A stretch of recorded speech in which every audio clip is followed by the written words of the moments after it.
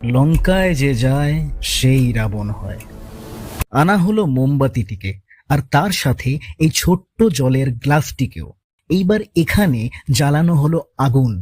সবাই জানতো যে অন্যান্য পেরেকের মতো এই পেরেকটিও কিছুটা তাপ শোষণ করে প্রথমে নিজের উষ্ণতা বৃদ্ধি করবে, আর কিছু তাপ এই পেরেকের মাধ্যমে গিয়ে জলকে গরম করবে। যেমন এখানে দেখতে পাচ্ছেন হালকা ধোঁয়া বেরোচ্ছে। এই পদ্ধতিকে বলা হয় হিট কন্ডাকশন, যেখানে মাধ্যমের কণাগুলোর কোনো স্থান পরিবর্তন হয় না, এরা শুধু ভাইব্রেট করেই তাপকে এক স্থান থেকে অন্য স্থানে পৌঁছে দেয়। এখন প্রশ্ন, বাকি তাপ তাহলে কোথায় গেল? আর এখানেই আসল খেলা, গদি টিকিয়ে রাখার গল্প।